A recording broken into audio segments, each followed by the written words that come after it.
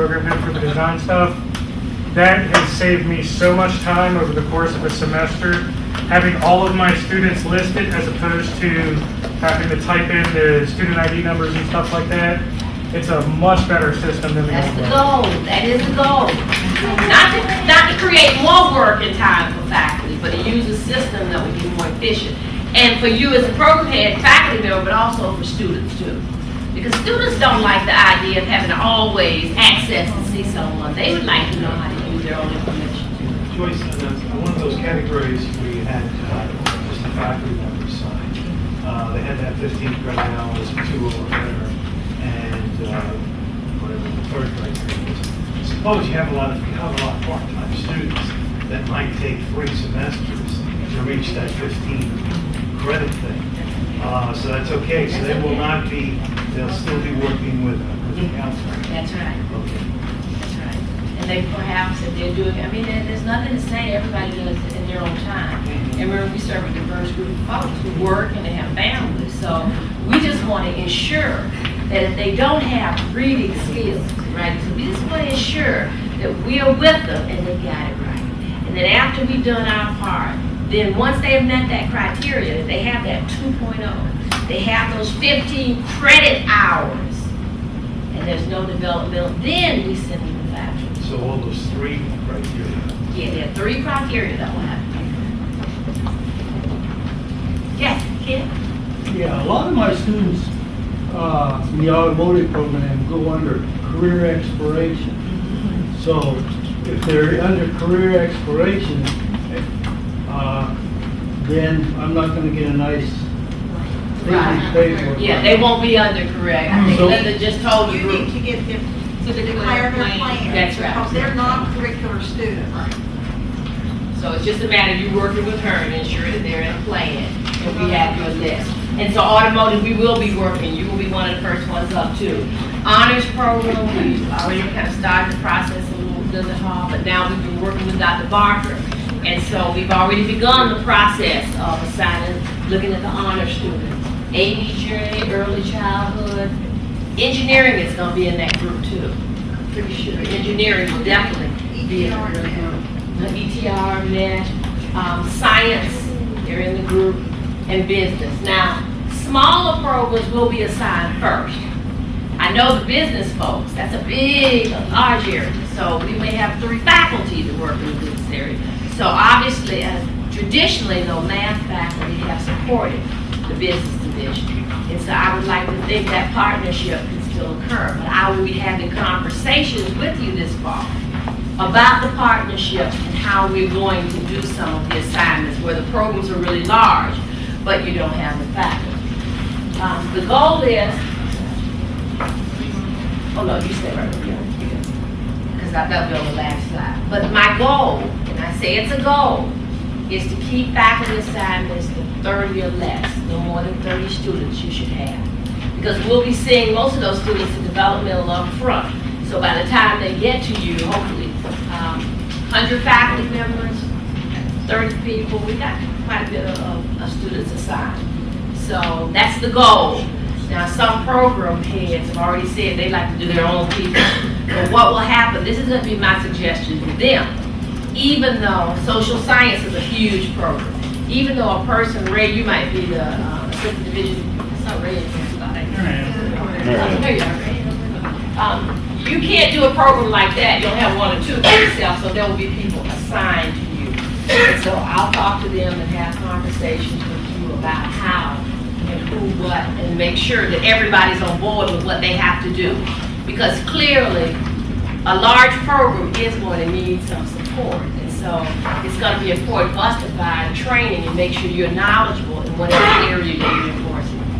Say some of the students dropped out of the program or dropped out for, whatever reasons, will they still be put under us so that we can find them, maybe call them? If they change, you mean if they change from your major to another major? No, if they Or stay. they just but drop out of school? Yeah, they just drop out for a while, but, they're lost in the system. Maybe there weren't classes available at one time and they're not keeping track. So if we knew who they were, then we could call them and say, hey, Yeah. we've got classes that are available now, maybe we'd like to finish.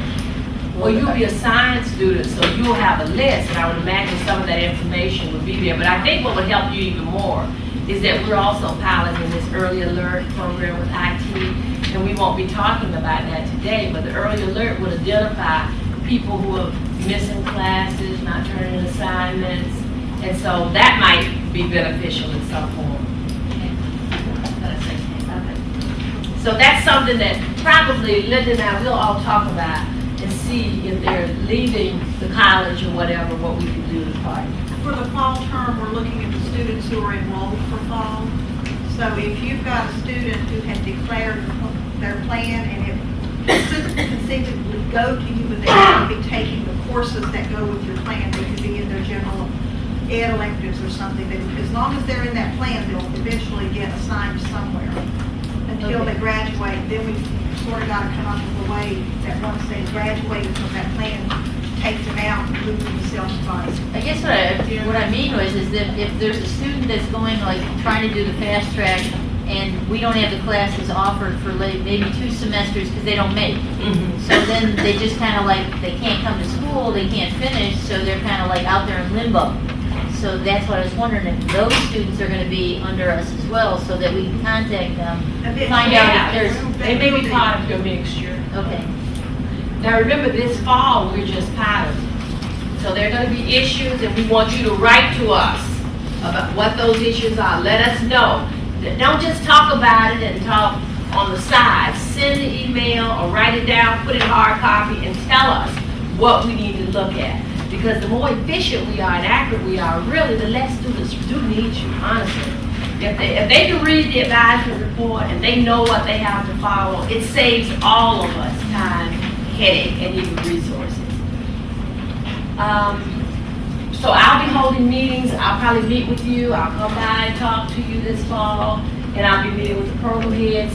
A lot of them we've met with already and talked to, but to further move it up. Darlene's and IST, you've got programs, so the business area will be looking to see who we partner with to make that successful. Because obviously, partnering with people who have a willingness to study the program and to go into the machine themselves and make sure that they have accurate knowledge to give students is a benefit to all of us. Now, where possible, assignments we will try to make those again based on the programs of study. And people so-called plans of study, but where possible, we'll try to make it and draw a parallel where we can. The historic triangle full-time faculty assignments, we're going to have to work on that a little later as we identify who those students are. And we do have full-time faculty now at the historic triangle.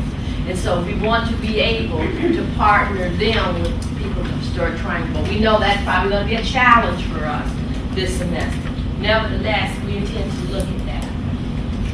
And again, I said, the goal is that each faculty member will be assigned no more than 30 members. That's my goal. So don't shoot me, just a little bit more. But I'm going to try my best. Because just like this big class that I have here now, we're more efficient when our classes are at a reasonable size. I can contact you personally, I can hear your questions, I can look at you directly. So I don't want to overburden you and have been in the classroom myself. It's a two-way street. Students want attention and so do you. So I am going to try to hold that number down. I would imagine that before we start academic advising the 31st of October, I would like to think that we have made most of those assignments, and I want to talk to everybody September and October. So if you need to email me when you get back, you have a concern, please do so. I welcome hearing from you and what we need to do to move the process forward. We're now ready, I think. We're ready to start the implementation process. And so that's kind of what I wanted to say to you. Any questions? Any other questions? Anything you'd like to see happening with this, or you would like for me to do? Well, if you think of it later, just email. Give me a call. I still do telephone too. Like face to face, but I'll do email too. I'm still kind of slow on the text message. But I'm getting there. So now Linda's gonna come forward, and I kind of talked about what I'd like to see. I knew no faculty wanted to see a student who's not passing, who doesn't have enough credits, and who's clearly has some issues. So we tried to put those things at the forefront.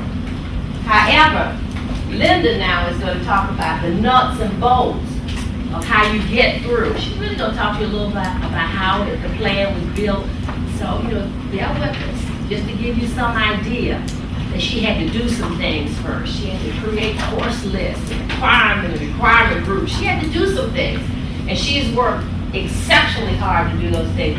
And I look over here and I see Virginia Keithley, and I didn't call her name in any of those groups because I had some groups over here, smaller groups. Her groups is large enough so that I would be talking to Virginia within the next week or 2 weeks. So I had forgotten about you to work on your group. See, she's part of my unit now. At least I forget the people you know. But I hadn't forgotten you. I just haven't gotten to you. Now, Linda, and when you get that academic degree progress report, many of you have seen it before, haven't you? You remember it years ago? Yeah. They had the official transcript, then the degree progress. She's gonna go through all of that, what it takes. And so she's been working with the deans, she's been working with program heads, she's been working with us. She, Karen Barnett, they spent an awful lot of time. And Lisa, Lisa. And why would I always want to forget Lisa when I taught Lisa? Probably about 20 years. I taught Lisa many years. But and Linda didn't want everybody always think she's doing the work, she doesn't have any help. So she's giving, she wants to be inclusive. So they really have worked very hard. We've met, and she is still working hard to get the bugs worked out of it. So we're in a partnership together. It's y'all, me, Linda, Janina Arrington, who is over faculty advisor, is going to talk to you about the piece she wants to do with you in training. All of us are in a partnership together. So email us. So if things go wrong, we're not all out of control. We're all one unit. We're going to fix it and we're going to move it forward. So if I can do anything at all, please let me know. And then, And this is literally a tool. PeopleSoft is a tool. It's a tool for you to use to help in the advisement process at Thomas Nelson. You paste up there, so I don't have to come over there, but you can share. oh, Janina took you on, you're not going to do it? You have to protect the mouse, the fact that you have microphones on, you can't see it so far.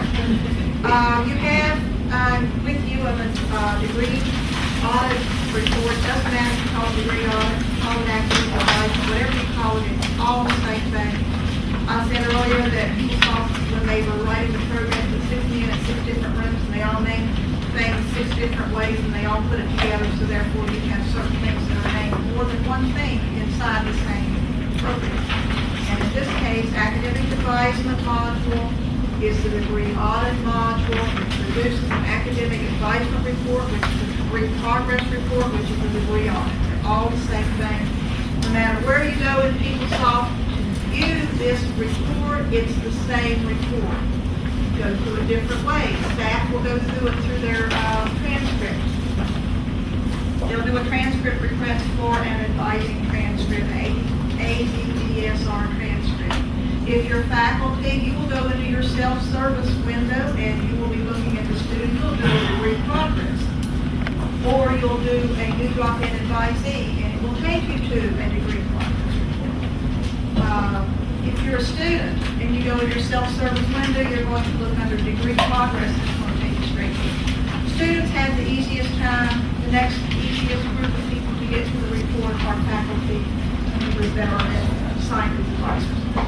It's a little bit harder to do the new drop-in advisee report, but no matter what you do, when you reach a certain point, it's the same report. Run around the back door and you come in for the same report. We start off at Thomas Nelson with 129 academic plans. Joyce made it really clear that PeopleSoft calls them plans, not programs, because your program at Thomas Nelson is either curricular or CEU.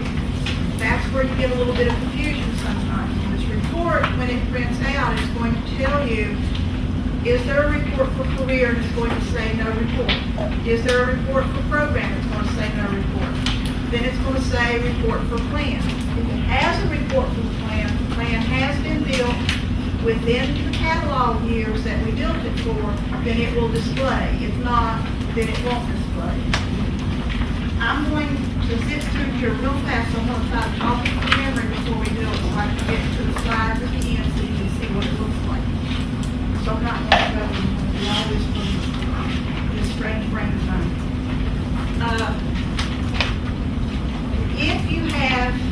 student who came in a catalog year prior to 2002.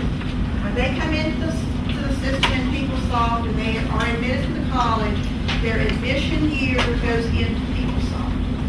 If it's before 2002, they will not have a plan, it will not show for them. You will have to do a what-if analysis in order to get the courses that they've taken to fall into a plan. If they came in 1965 and they had quarter system credits, from the first part of the unofficial transcript, if you're familiar with that, when it prints out, it gives you the quarter system first, then it will say academic advising for that. It'll say nothing met, because we didn't build it for that. We built it from 2002 to 2004, 2004 to 2006, 2006 to 8, and 8 to 10. Now, when I say 8 to 10, I really mean we built it for 2008, and as soon as we get the remaining 30 plans that are sitting out there up, then we will go back and we'll put 2009 in it. So it will really sort of only be 2002 to 2008 until the year we have programs change, we'll put the modifications in. We are at 71% completed and out there in testing. By testing, I mean they're available, the students can see them, and you can see them, but we're not advertising to the students that it's out there. We have a disclaimer on the website in the Student Center that says it's an unofficial, and unofficial means we're not held in stone to it. And it is changeable. If the student has questions, we refer them to the academic division or department head to iron it out. We built it using generic statements, especially for the general ed requirements. It would say like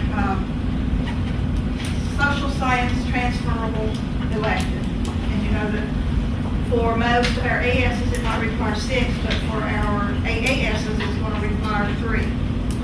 So there's a little bit of difference in that. It will say social science transferable elective, and like parentheses, it will say 3 credits required. Then it will refer the students to their catalog to look at the transferable elective section. We did that with the history. For math sequences, we have listed the sequences that we needed. For science sequences, we have listed the sequence that we had. And we have it really set up that if the student took biology 101 and chemistry 111, they didn't meet the requirement because it was a sequential requirement that said 101 and 102. Or it's a math requirement that says they have to take math 163 and 164, or 173 and 174, not 163 and 172. So those things we've sort of gotten ironed out. There's some things, Janita brought one to me the other day, where if the transferable electives is taken the 2 biology and the science requirements only taken the chemistry in one class, and I just need to figure out how to swap them. When I say figure out, I really mean figure out. We have over 600 courses. We've built probably 1,000 course lists with different combinations of courses. We've tied them probably 500 or 600 requirements. Then we've tied requirements to the programs. And tried to keep the language the same throughout so that anyone who's reading it, they're pretty much in the same order as you go down. They're the order they came out of the college catalogs that we're using. So if you're going to start with English, what the catalog does in the general ed, English is taught, followed by speech, followed by humanities or social science, and health and PE. Have to remember we split courses. Health and PE requirements most of the time are 2 credits, but we have a lot of 3-credit health classes. So if a student took a 3-credit health class, the course is going to meet that requirement. It's going to show it's satisfied, but it's going to list it as unused courses at the end as a 1 credit because that was left over. And that could be applied later on when you're doing the degree for graduation. That could be applied to something that the student might need that you as the person who's validating their graduation requirements would accept. Foreign language is funny like that because we had a little change in credits there right here. All of the IST, remember we started in 2002 with IST courses, then we went to 2004 to ITE, ITP, ITD. All of that's coming across.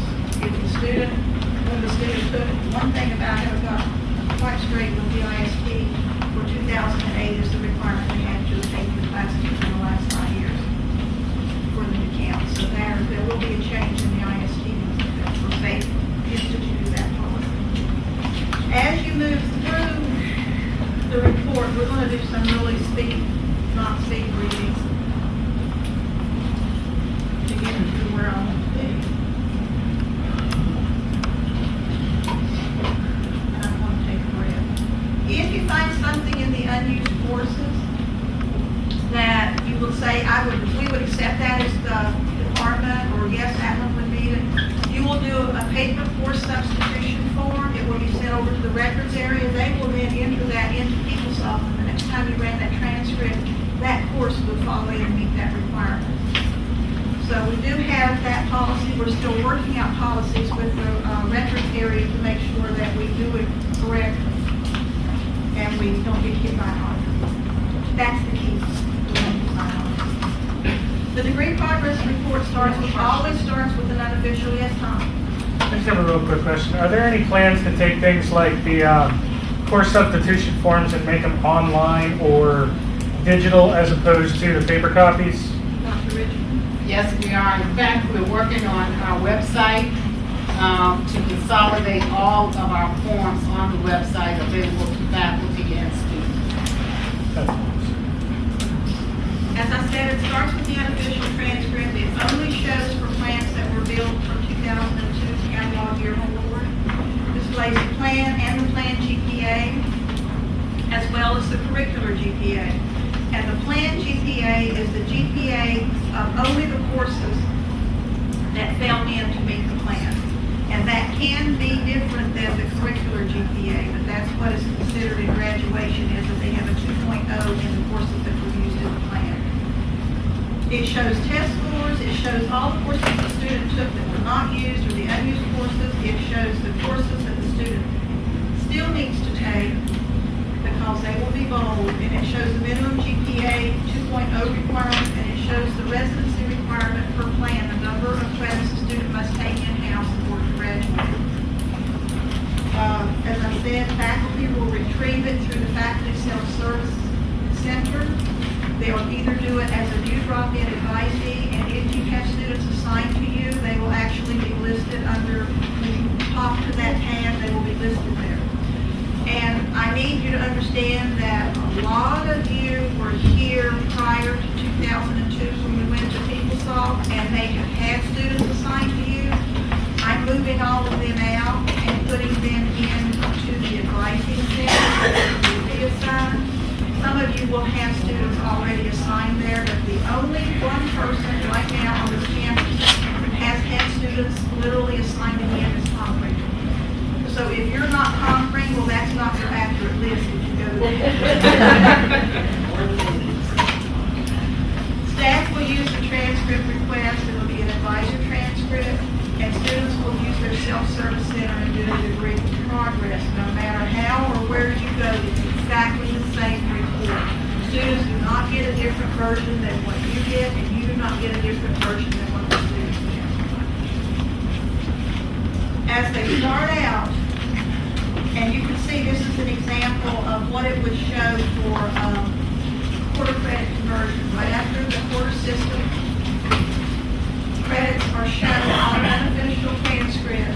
This will show, and it shows it's a report on the quarter credit, no requirements, quarter credit program, no requirements, and computer arts plan, no requirements. The reason computer arts plan is in there, it's not showing because we have not finished that one yet. So anytime you get something that says there's no requirements, it's either not built yet, or, and you have a list of them here on page 2, or it's the wrong catalog used. In built, and you have to look at the student's career, their term. When it prints out at the bottom, you go down to the bottom of your transcript, you're going to see academic advising report, still career, which is curriculum, career, which is credit, is not showing, we have no requirements that a student has to attain in order to be accredited. Curricular, there's no requirements, there's a curricular or CEU, but we don't have a requirement that they have to be a curricular student. And then you'll see the plan. This particular one is a social science plan, and these requirements are not satisfied. Social science, associate of science, the number of the plan and then the catalog year of the student. And this is literally pulling from PeopleSoft. We built them by catalog years. So a student from 2002 to 2004 are under the same catalog, 2004 to 2006. So any student whose entry date falls in those terms. This means that this is me, because I graduated out of computer arts, and I came back in, and in that I chose in 2006. This is my effective plan date. So that's the catalog that it uses for me. The date that I declare my term, or say this is going to be my plan, then it puts that date in there, and it literally pulls really good. Linda, does the student have the option to change that date, change The catalog? student can change the catalog in the what-if analysis. It's not official, it just allows the student to do a quick what-if, which is not really quick because you've got to put the coding in. I will have those directions for everybody and have them posted. We are doing a Adobe Breeze online training center where you will be able to come in, you'll be able to see the slideshow and any videos that we do for how to do this and how to do that, and I will have the guys up there that will be whatever. The people will be there. And then, as an example of regular font means the requirement is met, bold and red means it's not. We use the standardization of wording. Pretty simply, if you look at the number of social science electives that you have, and if you listed all of them there, if this is all the room that we have to add something, we couldn't get them all in, and some, especially transferable electives, which has over 150 courses. So we chose the standardization of it, and then refer them to the college catalog to allow the student to make the choice of the courses that they want. And it should be based upon the college that they're going to transfer into. And if the wording is that we want them to look at the transfer guide of where they intend to go, to choose the courses so that when they go, that course is going to count as a course and not as an elective. The first part, neither of these are met. The first part requires English 111 and English 112. And then under that, it will tell you that it's 6 credits required, 3 have been taken, 3 are remaining. Then it gives you the class that meets the requirement. You'll see a code at the end, on the back. Right down in the middle of the back, you'll see a translation of the code. EN means the student enrolled at Thomas Nelson. So if it says IT, it means the student is taking it this term, they have a grade for it. So if you see an IT, there should be a grade for it. For the social science, this one particular one for social science requires 12 total credits of social science. That's a combination of the general ed 3 requirements and the 9 credits that are down at the bottom for a total of 12. And then you can see these 2 courses right here met the requirement, but I only have 6 more have to be taken for that requirement to be met. And as I said earlier, if you are a faculty person and you want to go to your faculty center, you've got your faculty center, you've got your advisement tab in the middle, and then you've got a class search. If you click on the advisement tab, if you have students assigned to you, they will appear as a list, and I'm going to show you that in a second. If you don't, you must use the new drop-in advising. There's 2 different ways to get to the same report. Because only faculty that have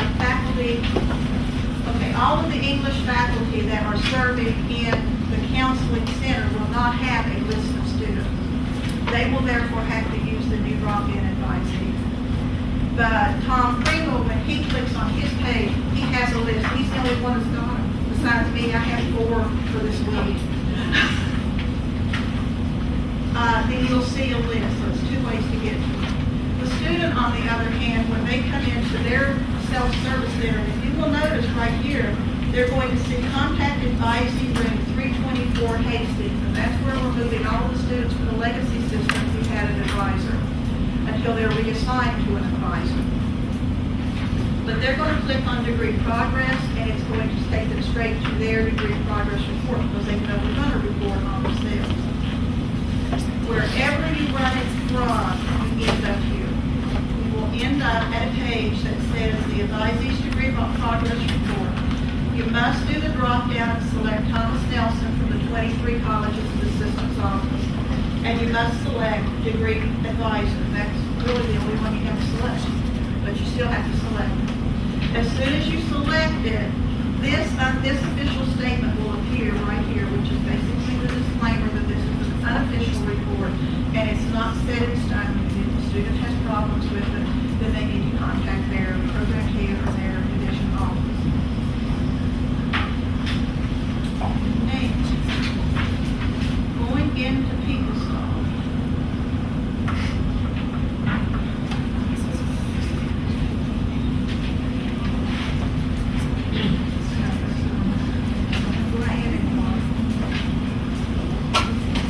You guys have trouble keeping up with your password.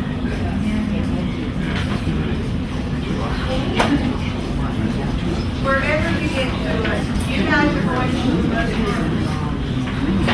to your self-service center.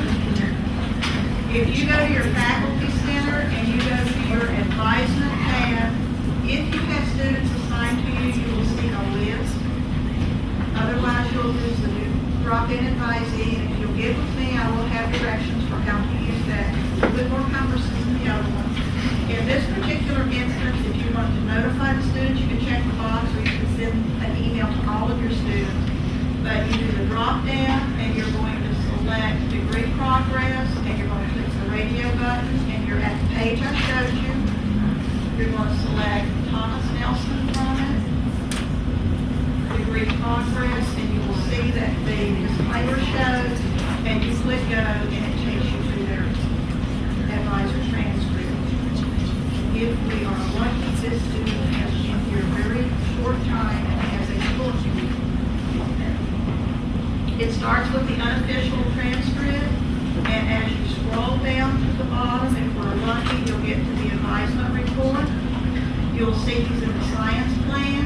The requirements are not satisfied. He's in catalog year 2008. Gives you the GPA, gives you the credits he has taken and needs to take. He's taken his English 111 and 112. And as you scroll down, you will see what is not satisfied, because it is here as bold with the red statement, requirement not satisfied. When you get to the end of the requirements, you will find unused courses, and that's all courses that the student took that did not meet the plan. So if you saw one that you wanted to transfer in for that, you can do a course substitution for it. You will also see at the very bottom of all of the plans, the GPA and the residency requirement, the 2.0 GPA requirement, whether it's met or not, and in this one you'll see that the 15 credits must be taken at Thomas Nelson is the part that's not satisfied.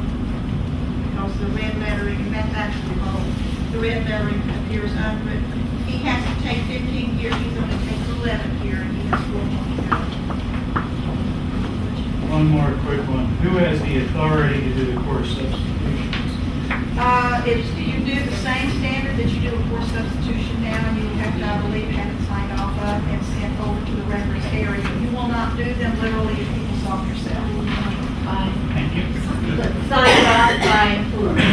Division B and division combination. I mean, if I'm advising students from business, I'm not doing course substitution No. or anything No. like that. This would be more in the end of term when you're doing the grad app evaluation. But If I'm not a business person, am I going to be doing grad app? you would send them to the program head, and that program head does the grad out, and they would be with that division team. If you're just the advisor, then you're not in. Right, because I've had students ask me before, and I tell them, can you tell me, what? Oh, can everybody take out a sheet of paper and a pen, put your name on it, and let's give you a quiz. It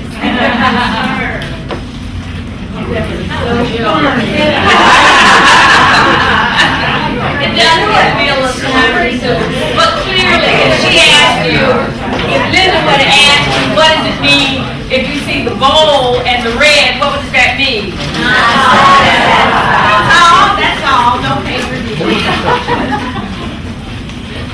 I think it'll be good. I really do think that once you get used to using it, you'll really like it. Who has the advice of the sign-in sheet? Everybody sign up. If you